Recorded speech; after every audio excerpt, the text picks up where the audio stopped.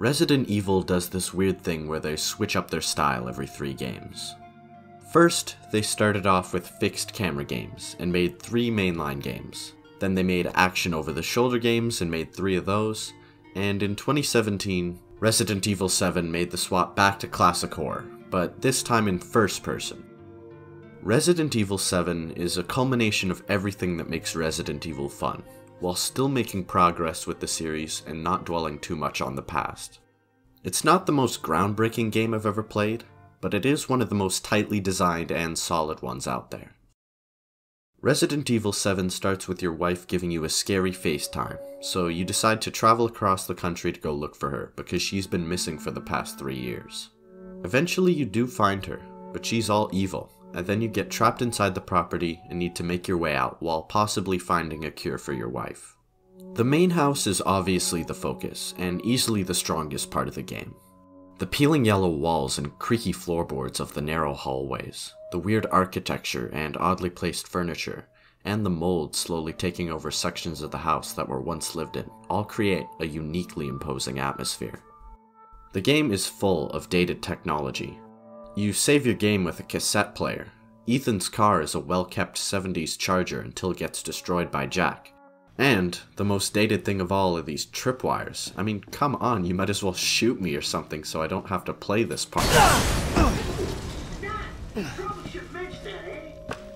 The Baker house screams of decay, but it still has so much of its quirky and unique past left inside it. You'll find portraits of the family from when they weren't contaminated with the virus, making a striking juxtaposition with their strange and gruesome counterparts now. The Baker family wasn't exactly normal when they weren't infected, and that's reflected in the layout of the house, with strange objects and furniture finding its way in the most unconventional spots. However, a lot of the loving qualities of both the house and the Bakers disappeared with the infection, making these weird choices in architecture and layout seem much more charming in the end. If the map of Resident Evil 7 was reflective of a normal rural household, the game would be pretty boring, so I'm glad that the house was made this unworldly. It is a little strange, however, that the Bakers have a puzzle in their house where you match up a shadow of a wood statue to a painting, but I kind of left my realistic expectations behind when I got my arm cut off, and my leg cut off. And I was still fine. Resident Evil 7's more wacky and zany aspects make it a surreal and scary experience during a first playthrough, and a laughter fest during any subsequent ones. While it took a far more gritty approach to survival horror than the previous games, it left space for these fun juxtapositions where the game goes from shooting zombie hellfest to the funniest game I've ever played. The garage fight with Jack is funny, Lucas's weird face is funny, using the grenade launcher is funny.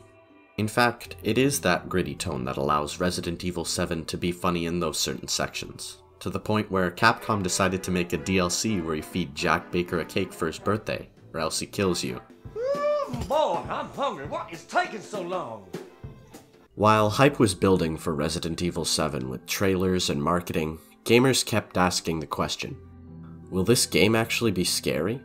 And after my own careful consideration, I have come to the conclusion that, yeah, this is a pretty scary game. RE7's great character design plays a key role in the horror. The obvious crown jewel of the cast of villains is Jack Baker, with his design largely being influenced by Jack Torrance of The Shining, along with other slasher icons.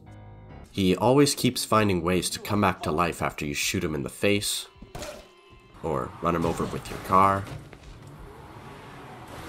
or cut his fucking torso off. The rest of the family has their own niche of horror too, with Marguerite being more akin to body horror, and Lucas with psychological horror. The old house made me squirm with the unnatural amount of bugs and Marguerite's tendency to scurry around the house only for you to find her doing, well, whatever this is. Lucas's sections are a little dull at times due to the fact that you rarely get to interact with him directly, but it is pretty fun to see the fucked up traps that he comes up with. Overall though, the family is just slightly less scary than the crab from Dark Souls 3. Even before its conception, it was regarded by both the fans and the creators alike that Resident Evil 7 had to be different. The over-the-shoulder games were a lot of fun, and I still really enjoy playing them, but they're just missing a lot of the survival part of survival horror. With RE7, Resident Evil is back to being able to scare you not only with monsters and pursuers, but also the careful stress of managing your ammo, healing, and inventory space. This right here, the item box, is what makes Resident Evil fun. You walk into the save room, and that calming yet slightly unnerving music starts to play. You save your game on the cassette player, and now you have the choice of what items to bring with you when you inevitably have to leave the room. You know that it won't be too long until your next save room, but that doesn't mean that this choice doesn't have any weight. When considering your limited inventory space, you could go for a defensive route and stock up on healing items, or fill it up with shotgun ammo and blast your way through enemies. But either way, when you leave your refuge, there's just a slight bit of dread that you may have made the wrong choice. The item box is such an excellently implemented game mechanic.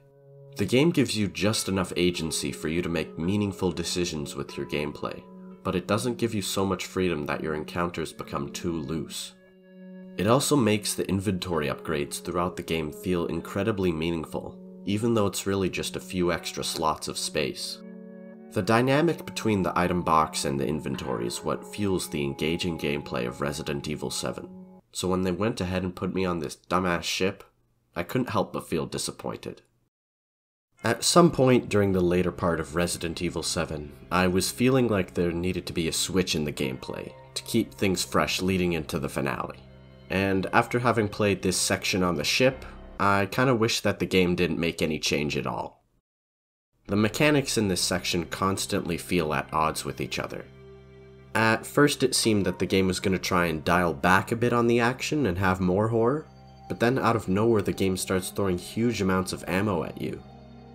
I think that the developers were worried that with a smaller area like this, it would have been easier to unintentionally gloss over parts of the ship and therefore miss out on ammo. But I would have rather had that than this ludicrous arsenal. This area was Resident Evil 7's chance to bring a stronger sense of horror back into the gameplay, but instead it relies on cheap jump scares and continues to have you fight the same boring molded that you did throughout the earlier parts of the game. I remember that there was a moment at the beginning of the ship where I had just a few bullets left in my gun, and I realized I had to go back to an earlier floor to progress. The tricky thing though was that I had ran away from two molded on the first floor instead of killing them, so I was going to have to weave around them once more to collect the item I needed. This was a really great moment for me, but this is the full extent of the ship's creativity, and the rest of the ship instead gives a half-assed and cliched attempt at horror. Instead of holding on to that tension by keeping ammo scarce, I started getting more ammo for my pistol. Then I got a stupidly powerful submachine gun, and when the game started giving me landmines, I was out of it. This is really far removed from the more reserved amounts of action throughout the earlier part of the game. I'm not an unreasonable guy, and I'm not one of those people that thinks Capcom should bring back tank controls or those door cutscenes, but I do feel that Resident Evil is truly great when it gives the player a lingering sense of dread, rather than just having these individual moments be scary here and there. While the ship section made some unique choices, it ultimately falls flat for me. Resident Evil 7 is a surprisingly sad game. The Bakers get infected with the virus because during a hurricane, they end up giving refuge to a girl who, unbeknownst to them, is a bioweapon. While some regarded them as a weird family, it's ultimately one of their most selfless acts that gets them infected, making the harsh judgments of others actually realized in their final moments. Easily one of the best moments in the game is when Jack appears to Ethan in a vision and confesses that he wouldn't have become so murderous if not for the mold. This moment is pretty inexplicable, whether it's a hallucination of the mold or some other reason, but I think I'm fine with the narrative gaps it creates considering how great of a scene we get. Jack clearly feels such an immense amount of guilt, and despite all the times throughout the game that he tried to rip my head off, I still felt terrible for him.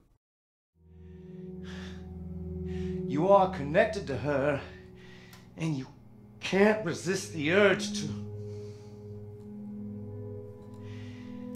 Oh, you're a different person after that. Ethan. Free my family. Please. The strange world of Resident Evil 7 definitely reflects the unfamiliar steps the series was taking at the time. While 4, 5, and 6 all had their perks, near the end of the trilogy, it felt like Capcom was somehow pandering to the non-existent crowd of people who wanted Resident Evil to be like Call of Duty. As time has gone on, survival horror has become more of a niche genre of game rather than the powerhouse that it used to be. And Resident Evil 7's greatest success is that it has mass appeal while still rewarding the longtime fans of the series. They didn't get everything right here, but when considering the incredible progress that it makes, Resident Evil 7's faults are incredibly minor. The game takes a tasteful influence from classic horror films, while still carving its own unique path in the genre, making its inspiration from other works of art a tool for creativity rather than something that brings down the more original parts of the product. It's a great example of simple gameplay done extraordinarily well, and it's a game I find myself coming back to time and time again despite its short length. It's linear, yet infinitely replayable. It's humorous, but the silly parts don't take away from the scary and dramatic parts of both the gameplay and story. Resident Evil 7 rebooted the franchise into new heights, but unlike other games, they didn't have to get rid of a number in the title for it to mean anything. If you're sitting around right now and still haven't played Resident Evil 7, get off your couch, walk to your garage, and get in your car to go to the... I mean, you could always walk to GameStop, I guess.